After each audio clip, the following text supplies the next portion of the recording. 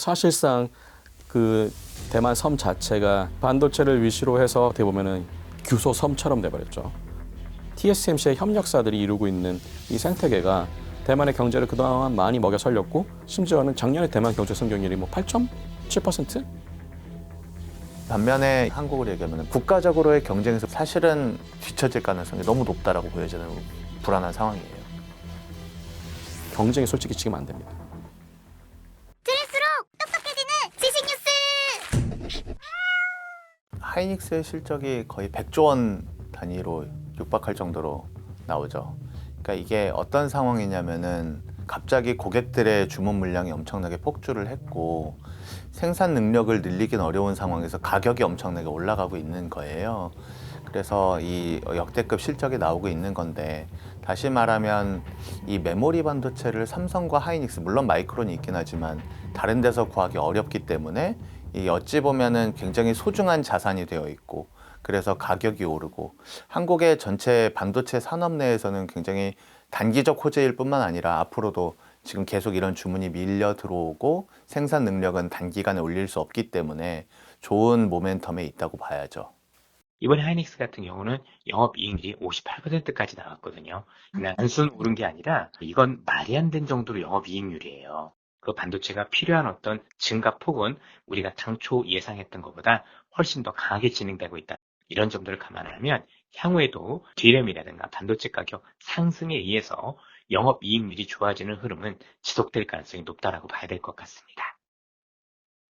안녕하세요. 보스턴 컨설팅 그룹에서 반도체 섹터 담당하고 있는 김창욱 파트너입니다. 네, 안녕하세요. 저는 성균관대학교 화학공학부 권석준이라고 합니다.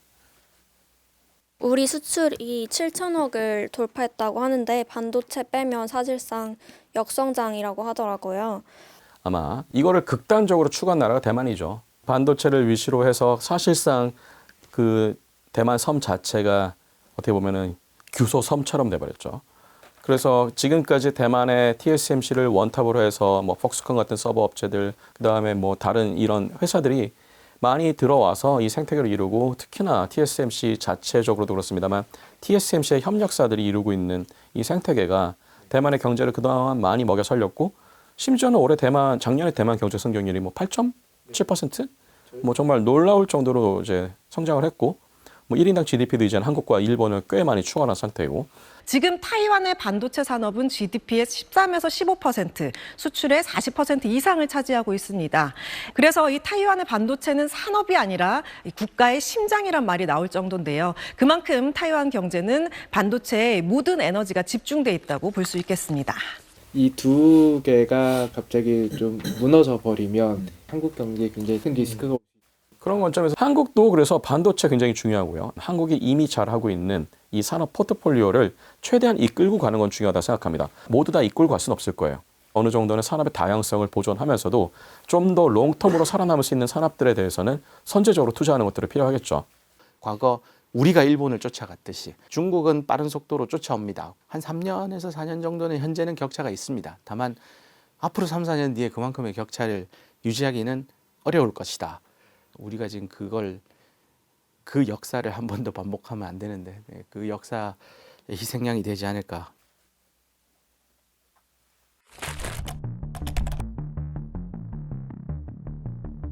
We have chip factories, computer factories, and AI factories all being built around the world. And memory. And memory, right, exactly. Those chip fabs.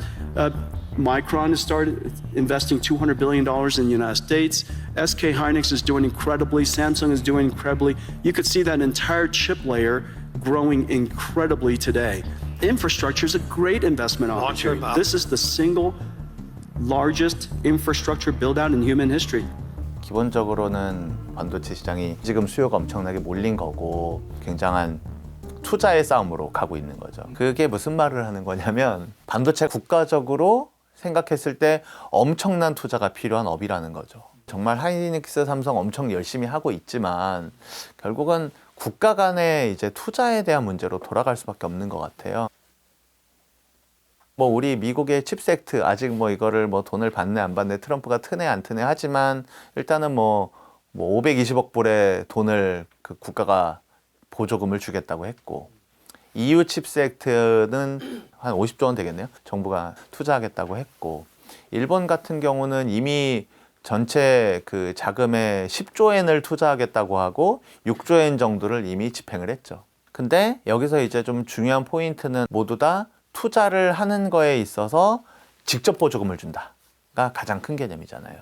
살짝 뭐 재밌는 생각들이 좀 있어서 애들을 좀 드리면, 우리 늘 이제 신문 기사로 보면은 팹 투자에 20조 원에서 30조 원이 들어갑니다. 그리고 용인 클러스터에 600조 원이 투자됩니다라는 얘기도 보는데, 이게 잘 안 와닿아요. 근데 그냥 딱 이 말씀을 드리면은 살짝 와닿을 수 있는 게, 용인 클러스터에 그 하이닉스가 지으려고 하는 팹의 길이가 얼마나 될 것 같습니까? 길이요. 팹의 이쪽 끝에서 이쪽 끝까지 길이가 700m예요. 700m 가까이 돼요. 그게 무슨 말을 하는 거냐면, 그냥 상상을 해보세요. 이건 축구장보다도 훨씬 큰 거잖아요. 그래서 어떤 고민까지 하냐면, 이게 임직원들의 복지를 생각해서 화장실을 얼마나 자주 놔야 되지? 이런 고민까지 할 정도로 이게 어마어마한 거예요. 그러니까 그만큼 국가적으로 생각했을 때 엄청난 투자가 필요한 업이라는 거죠.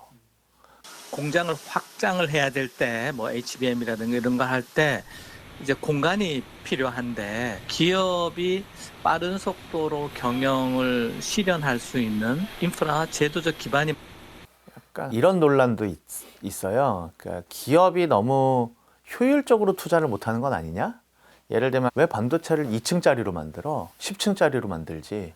용인도 지금 사실 삼복층이라고 해서 3층짜리 이제 플랜을 가지고 가고 있는데, 그렇잖아요. 10층으로 만들면 효율적이지 않아? 그러면은 땅값 대비 생산성 높아지니까 효율적이지 않아? 근데 반도체는 장비가 워낙 무겁기 때문에 3층 이상으로 짓기가 어려워요, 기술적으로. 그래서 예를 들면 EUV 장비 같은 것들은 놓으면 그냥 밑에다 막 보강 공사를 아무리 해도 놓을 수가 없어요. 그래서 고층을 못 짓는 게 하나 제약이 있고, 그래서 이런 논란들 안에서 계속 큰 투자를 그냥 새로 갈 수밖에 없는 상황, 이런 것도 좀 이해를 해야 됩니다. TSMC가 일본 구마모토에 투자했었던 그 JASM 사례가 딱 그렇습니다. JASM 오픈です。どうぞ。 세계 1위 반도체 위탁 생산 기업 타이완의 TSMC가 일본 소니 등과 합작한 JASM의 구마모토 제1공장이 완공됐습니다.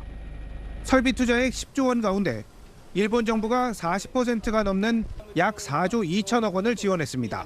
그 일본 정부에서 맨 처음에 TSMC를 유치할 때 얘기했던 게 구마모토에 있는 구 소니 팹을 주겠다. 사실상 와서 그냥 입주만 해라. TSMC 실사단이 와서 보니까 도저히 못 쓰는 상황이었던 거죠. 그러니까 건물만 쓴 겁니다. 내부에 있는 것은 어느 정도 공조 시설이라도 살릴 수 있을 거라 생각했는데 그것마저도 좀 어렵다. 심지어는 디스플레이도 아니에요. 같은 반도체 공장인데도 그렇게 재활용이 좀 어려운 상황입니다. 하이닉스 같은 경우에는 지금 용인에 있는 반도체 메가 클러스터에 600조 이상도 투입을 해서 아마 큰 클러스터들을 만들 텐데요. 근본적인 고민 중에 하나는 이겁니다. 이렇게 큰 KPX를 일으켜서 팹을 많이 지어놨는데 슈퍼사이클이 끝나면 어떡하지? 지금은 좀 랜값이 미친 듯이 뛰고 있는데 랜값이 예전처럼 막 2019년처럼 막 갑자기 곤두박질 치면은 어떻게 하지? 이런 생각들을 좀 합니다. 특히 그렇게 생각하는 이유 중에 하나는 용인 산당 같은 경우에는 1, 2년짜리 지금 프로젝트가 아니고 2040년대 중반까지도 앞으로 지속되게 될, 아마 국가적으로 봤을 때는 단군 이래 최대 규모의 아마 이런 국책 사업 비슷한 사업이 될 것 같은데요. 이 과정에서 어떻게 보면은 이게 일개 기업이 할 수 없는 영역이 너무 많이 있습니다. The semiconductor industry is an expensive industry to compete in. Building a new facility can cost $20 billion for one plant. So any effort to change the geography of where factories are located is going to cost a lot of money.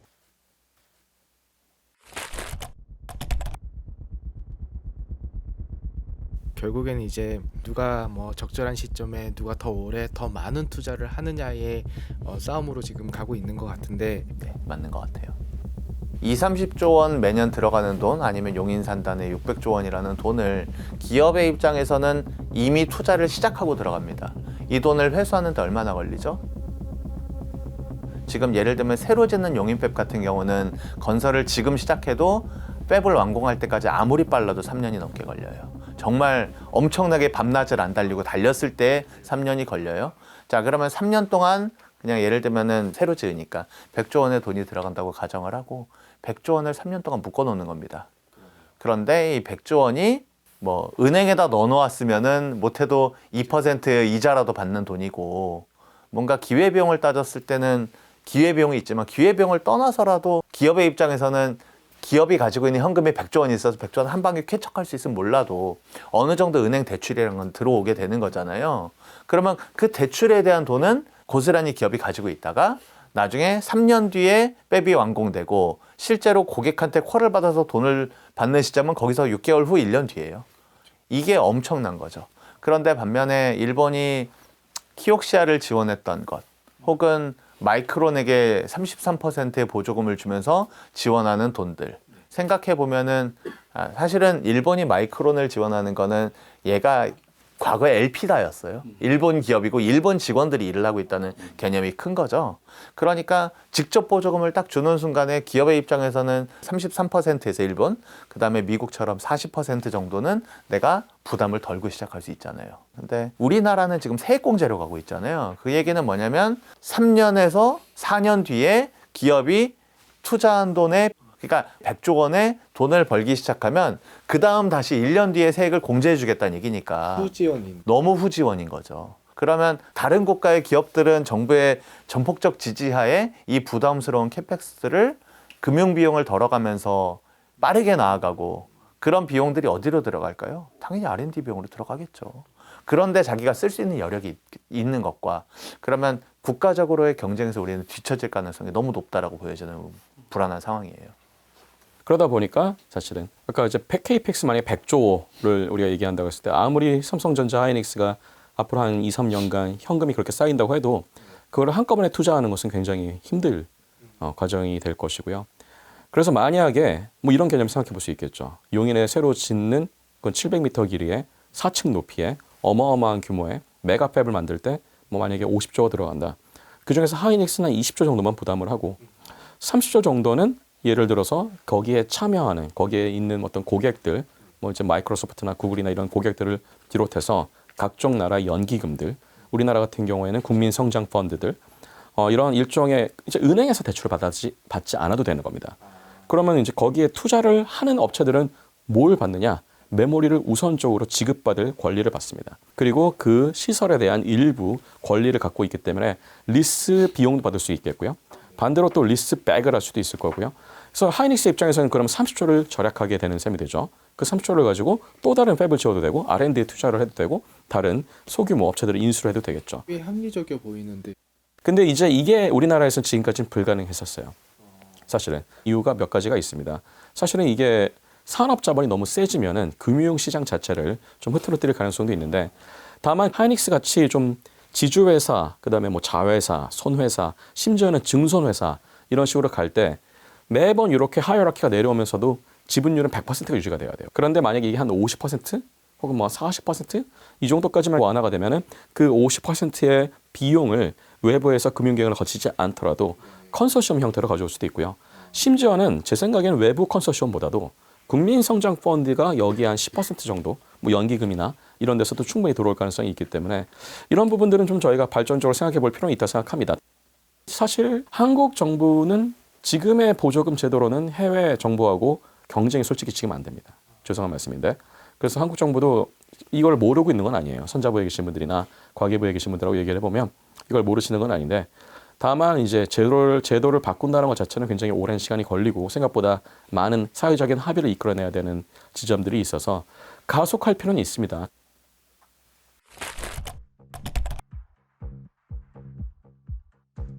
미국 세미컨덕터 인더스트리 어소시에이션 한국으로 얘기하면 반도체 협회에서 발표한 자료에 따르면 그로스 밸류 에디드라는 개념이 있습니다. 그래서 반도체 산업이 100조 원의 경제적 부가가치를 만들면 거기에 2차 산업들, 에코시스템들, 우리나라 소부장들, 그 다음에 관련된 이제 뭐 기업들이 거의 똑같은 금액 100조 원의 가치를 만듭니다.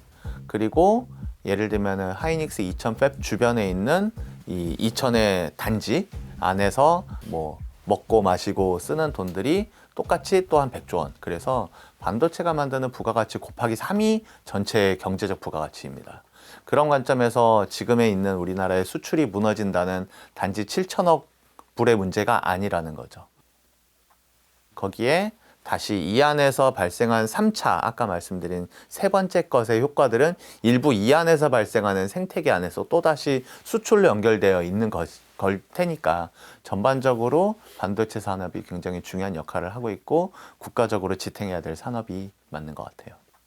그런데 국가 AI 반도체 이제 정책을 좀 살펴보면 저는 가장 그냥 눈에 띄는 거는 팹리스를 육성하겠다라는 거예요. 지금 돈을 벌고 있는 건 삼성과 하이닉스가 돈을 벌고 있어요. 돈을 벌고 있는 건 삼성 하이닉스의 메모리 반도체가 돈을 벌고 있는데 국가는 팹리스 육성에 돈을 쏟아붓겠다고 합니다. 이게 맞는 방향일까요? 팹리스 얘기를 잠깐 해볼게요. 팹리스를 솔직히 정부 입장에서는 미국의 이런 빅 팹리스들 부러워합니다. 근데 이제 부러워한다는 감정을 걷어내고 본다 그러면 팹리스를 어느 정도 우리나라에서 지원해줘야 되는 몇 가지 이유가 있습니다. 일단 기본적으로 우리나라가 반도체를 맨날 잘 만든다고 메모리 반도체 위주로 시스템 반도체 해야 된다. 근데 시스템 반도체 하려고 그러면은 결과적으로는 설계를 잘해야 된다. 설계 잘하려고 그러면 팹리스가 중요하다. 팹리스가 있으면 그걸로 끝나는 게 아니고 팹하고 팹리스 이어줄 수 있는 이런 인터페이스 역할을 할 수 있는 디자인 하우스, 디자인 플랫폼도 중요하다. 맨날 나오는 이야기들인데요. 근본적으로 우리가 왜 팹리스가 중요한지를 최근에 들어와서 보이고 있는 AI 혹은 AX 관점에서는 더더욱 이 얘기를 다시 한번 생각해 볼 필요가 있는 것 같습니다. 예를 들어가지고 이제 정부가 작년 말에 엔비디아의 젠슨왕을 만나고 나서 우리나라의 엔비디아의 젠슨왕이 26만 장의 GPU를 공급하겠다고 해서 굉장히 정부가 막 이것을 잘했다고 막 홍보도 하고 그랬었는데 물론 못했다는 뜻이 아닙니다. 잘하긴 했는데 그 과정에서 우리나라에 그나마 AI 반도체를 만들겠다고 뛰어들었던 많은 이 스타트업들이 속으로는 피눈물을 흘렸다고 그래요. 저 26만 장만큼의 시장이 그만큼 날아갔다는 뜻이니까. 그리고 나서 또 생각하는 것 중에 하나는 뭐냐면은 이 정부가 그러면 왜 한 입으로는 국내 팹리스를 키우겠다 그러고 한 입으로는 저렇게 GPU를 또 외국에서 가져오겠다고 하는 것이냐라는 궁금증이 생길 수가 있는데 기본적으로 정부에서 지금 확보하고자 하는 GPU 자체는 빨리 시간 싸움을 해야 하는 대규모 언어 모델, 완전 대규모까지는 아니더라도 그야말로 코리안 독자적 파운데이션 모델, 독파모라고 부르는 그런 것들은 일단은 시간 싸움이니까 먼저 들어가고 그 다음 세대로 들어가는 AI의 확산에 대해서는 훨씬 더 가성비가 뛰어난 그야말로 커스텀 칩들이 많이 필요합니다. 근데 정부 입장에서는 어떤 것들은 사와도 될 거예요. 퀄컴이든 브로드컴이든 미디어텍이든 좋은 거 칩 사오게 해도 될 겁니다. 근데 어떤 것들은 국가 안보의 관점 그리고 이런 소버리니티의 관점에서 봤을 때 어느 정도의 설계에 대한 우선권 혹은 설계에 대한 정부 혹은 국가 내부에서의 필요한 이런 요구사항을 반영할 수 있는 여지가 있어야 됩니다. 칩 설계를 할 때 이게 들어가지 않으면은 결과적으로는 이 부분에 대해서는 우리가 좀 건드릴 수 있는 영역이 많이 축소가 됩니다. 그래서 국가 안보에 직결된 것들, 소버리니티에 직결된 것들, 산업의 확장이 될 수 있는 그런 칩들에 대해서는 팹리스들을 다 키울 수는 없더라도 이 중에서 키워놓고 경쟁시킨 다음에 어느 정도 글로벌 시장에서 통할 수 있는 기업들이 있다라고 한다 그러면 그런 기업들은 좀 어느 정도는 키워주는 게 맞다고 생각합니다.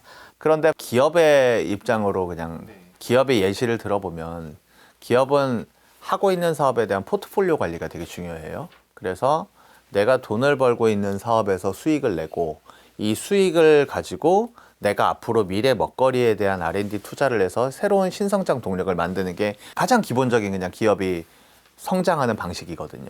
그러면 돈을 버는 포트폴리오에 가장 돈을 잘 벌 수 있게 계속 도와주면서 이거는 내가 미래 먹거리의 성장, 좀 기업의 용어로는 파이프라인을 만들어 놓고 성장하길 기다려야 되는 거거든요.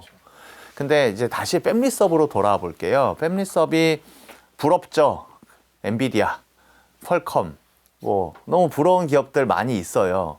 근데 탑 10 기업들이 그냥 매출액을 보면 탑 10 기업들이 이제 거의 10으로 내려오면 한 30억 불의 매출을 일으켜요. 그 밑으로 내려가면서부터는 정말 그냥 되게 아까 구멍가게 같은 회사들이 대부분이죠. 탑 10 기업조차도 거기서 한 3에서 5위를 걷어내고 나면은 삼성 하이닉스가 벌어들이는 돈의 10분의 1밖에 안 되는 기업들이라는 거죠. 근데 물론 AI의 NPU 중요하고 GPU 중요하니 성장시키겠다라는 말이 필요한 얘기는 맞지만 우리는 지금 성장을 시켜야 되는 영역에 돈을 쓰고 있는 건지 아니면 정말로 튼튼한 사업에 돈을 지원하고 있는 건지 다시 돌아오면 정부가 왜 대기업 몰아주기라는 우려를 자꾸 하는 걸까? 아까 대만 얘기도 하셨는데 정부의 입장에서는 국가적 산업에 대한 관점을 바라봐야지 특정 기업을 몰아주기라는 관점으로 여론을 두려워하는 건 오히려 정부가 여론을 설득해야 되는 문제가 아닐까요? 대한민국 축구 대표팀에 제가 비교를 해봤습니다.